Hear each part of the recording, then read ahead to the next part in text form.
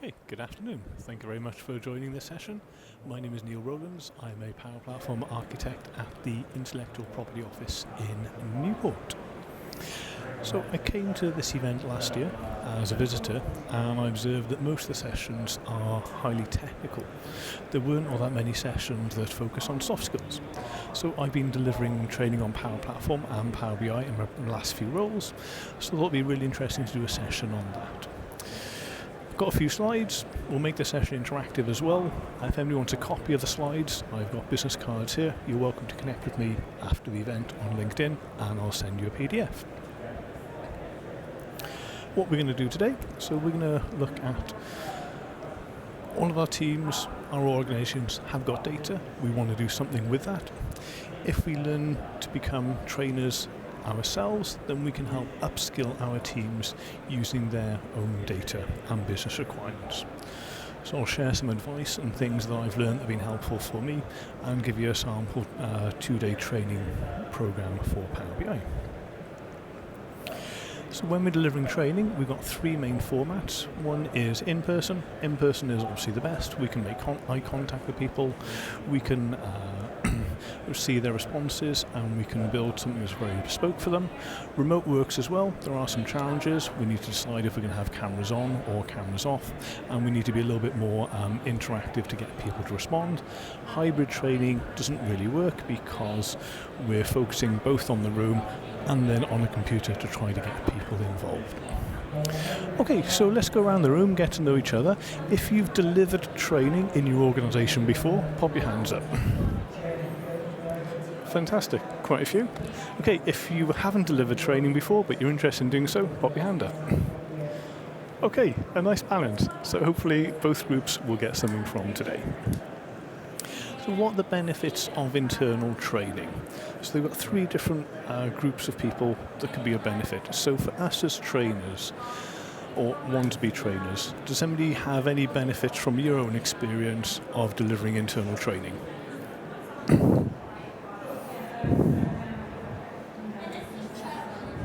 Sorry? Exactly right, it's cheaper, yes. So cheaper for the organisation. What about for us as individuals? What are the benefits for us in becoming trainers?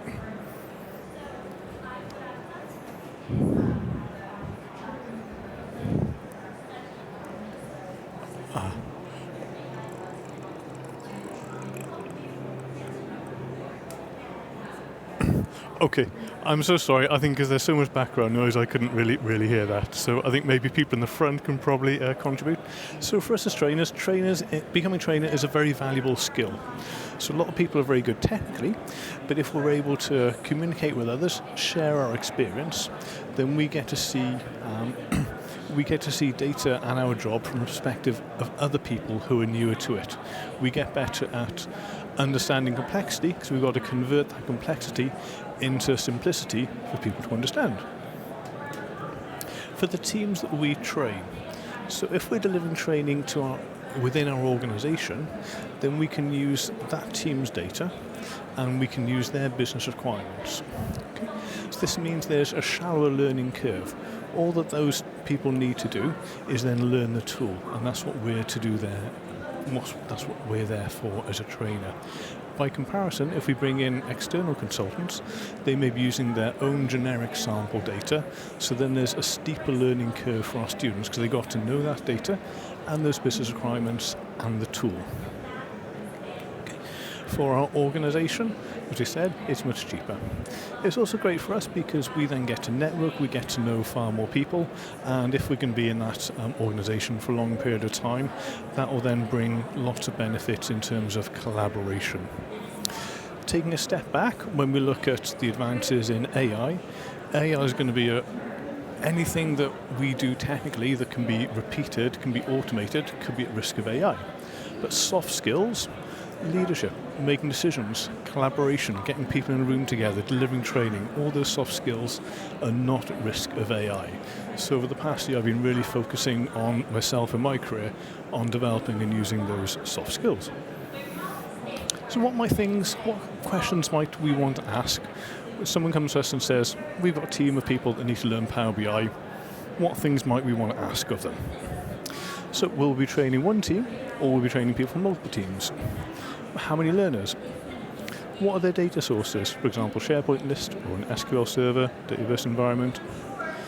As a trainer, do I need to be given permission to access those data sources? Do they have any reporting in place already? So are we going to be replicating that? Are we going to be training people to maintain it themselves? What experience do they have of Power BI already? And what training room can we use? So preparing for our training.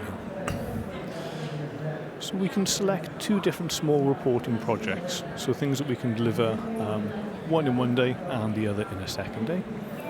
Then we need to create the desired report ourselves.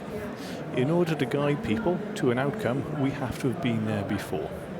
And that is brilliant for broadening our experience of Power BI.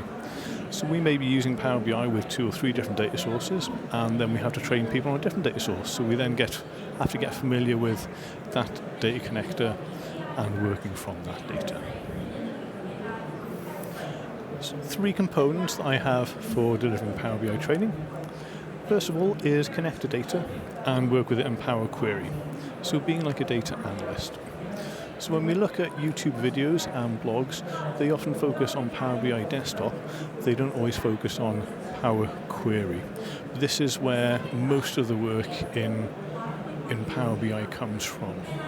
If we can optimize our data, it makes it much easier to then generate visuals on. So if we miss that part out and go straight into Power BI desktop, then we miss out on gaining a lot of value. Then we can lay the report out in desktop, and then we publish the online service and show people how to manage workspaces. Training principles. So training should be hands-on experiential. So we can contrast this with, if you think of a sort of 1990s Excel trainer, someone who's guiding people to put a value in a cell and a formula in the next cell. When we're training to adults, they want to be engaged, they want to participate, they want to share their views and their experiences. So we have to create an environment that works for that. So we're going to do collaborative, bespoke learning. So we know the tool, they know their data, they know their requirements, and together we can then go on a journey. It's important to create a welcoming environment. So when people come in, then we greet them, we say hello, we ask them a question. If people have questions, we do our best to answer it. We encourage our learners to share their views and their experiences. So that instead of it being us delivering to them, then they are participating. We can ask questions as we go to get people thinking. So within the training industry, they use the term a training question. So we're not asking something that's going to be like a prior knowledge check. Did they know this before they attended the training? A training question includes a hint or a guidance so people can think and observe and use their own observations and experience to help get to the answer. So an example of this could be, we're doing some work in Power Query and we're just showing them the UI, and we could say, in the top left, which button do we think would save and exit back to Power BI desktop? They'll then look in the top left and then they see close and apply. So developing training questions does take skill and experience. And as we start to think of different training questions, we'll try them out. Some will work, some won't. But there's a real art to developing training questions, but that will allow our users to become much more engaged and be part of the learning journey with us.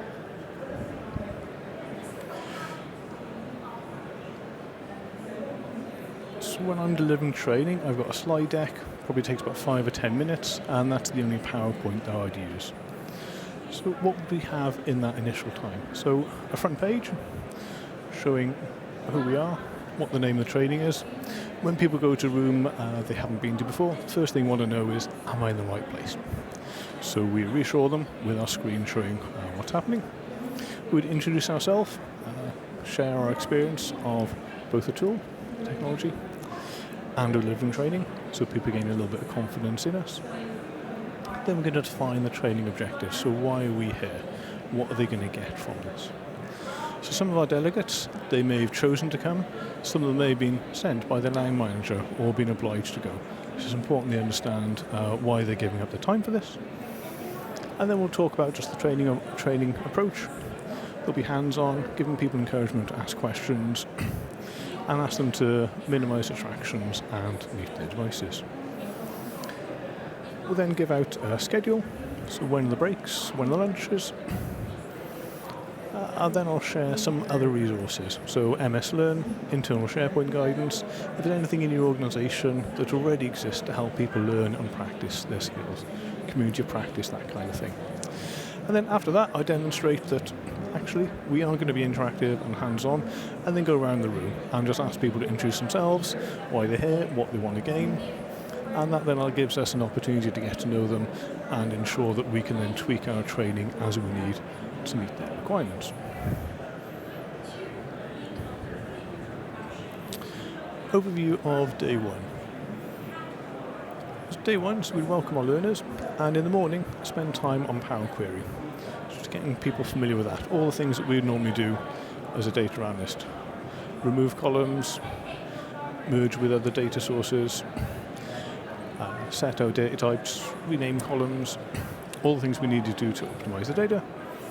In the afternoon, we then work with it in desktop to publish, and then publish to a workspace. So just the fundamentals. So by the end of day one, they can connect to one data source, work with it, lay something out, and publish it. And that's a really valuable outcome. So by contrast, if somebody were to try to self-learn to do all that, it's probably going to take them more than 6 or 7 hours on YouTube and blogs to get that same outcome. So on day two, connect to data, but here we'd probably choose a different data source. So the day one might have been a SharePoint list, day two maybe an SQL server or a Dataverse environment. And then we're going to, in the morning, work with it in Power Query, and then also in desktop and publish to a workspace.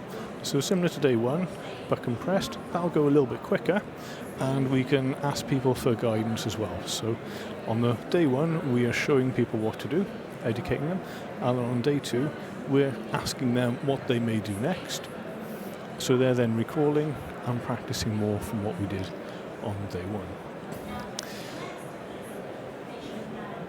In the afternoon, I would then spend time going through some of the more bespoke things in Power BI Desktop. I'll give some examples in a moment. And then do some workspace management, so our learners can then be confident about managing workspaces. And then at the end, just like we did a welcome at the start, ask people to go around the room. At the end, we then do something similar, ask people to share something that they've learned, something they can take away, and that would then conclude the day quite well. So apart from the key things that we would show in Power BI and Power BI Desktop, what other things might we do in the afternoon? Just some examples. So these then very much depend on what your learners have fed back to you about what they've been doing in the first 2 days. And on each course we deliver, then this will probably vary. Some of these we might be looking at the table view, data view and relationships, inserting text boxes and images, difference between slicers and filters, inserting buttons and page navigators, themes, performance analyzer, locking filter cards, syncing slicers, and hiding header icons on tables. So tips and tricks, a few things that I've learned along the way. So before the training, a couple of days before, I'd set up a Teams chat. Add all the people in there, introduce myself, and then remind the learners of the date, time and location. The reason for that, if we're doing something in person, there's always going to be some person, one potential learner who then doesn't come in person because they thought it was going to be online. So let's remove that issue. At the end of the introduction, I'll then use this Teams chat to share the schedule, agenda and other resources in there. So they then got immediately some things to take away. If the learners have got 2 screens, so we might be fortunate enough to have a proper IT training room where users might have 2 monitors, or 1 monitor and their personal laptop or Surface device. We could then share our screen on that Teams call. So people who are a little bit further away from the screen, from the front of the room screen, they can then look at what you're doing on their own screen right in front of them and then work on their other monitor. If we don't know the learners, what we can do before we start is then just make on pen and paper just a little map of the room with all the desks are. As people do their introductions, we just write down their names, and then by the end of day one we'll have learnt all their names. Feedback as well.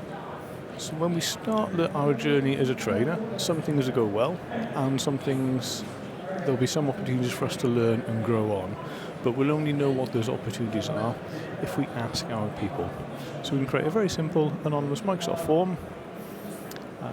It's like, okay, we could ask them to rate the training overall 1 to 5, rate the trainer 1 to 5, ask them what they gained the most from it and what the trainer could do to improve.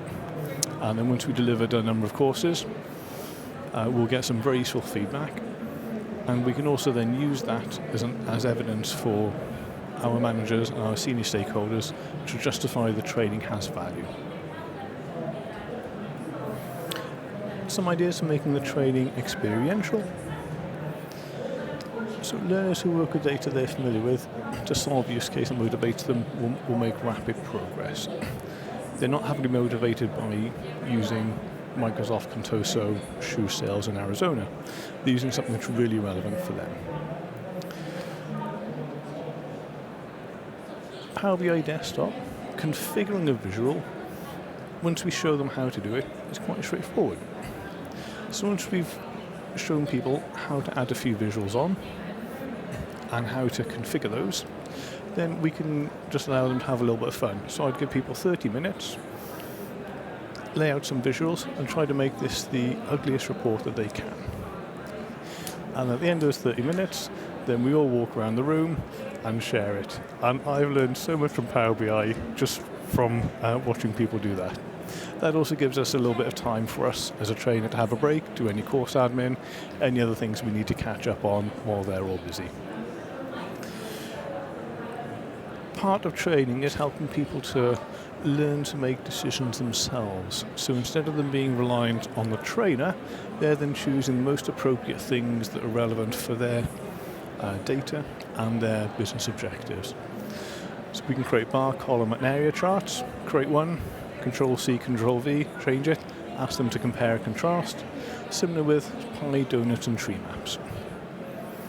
We can add filters and slicers, and then help them understand the difference by comparing them. So workspace management, it's really important from an organisation point of view that when our users are publishing to workspaces that they manage those appropriately and they're not going to add people as admins they shouldn't be. The simplest way to do this, probably takes about an hour, is create a workspace in advance, and then in the session, so towards the end of the day too, we then add in each user and then change their roles so they can actually observe what they can and can't do. So when they're viewer, then they observe that they don't have the semantic model in there. They can't publish into the workspace. But when they're contributor, they can add a member, but they can't remove anybody. Only admins can remove people. So the best way to learn about the complexity of the 4 role types in the online workspace is to get people to do that themselves. So changing our approach to becoming a trainer. So yeah, if we start to get really interested in training, then we realise that it's a skill in itself. But a few things I've had to learn to adjust this from being an individual contributor to being a trainer.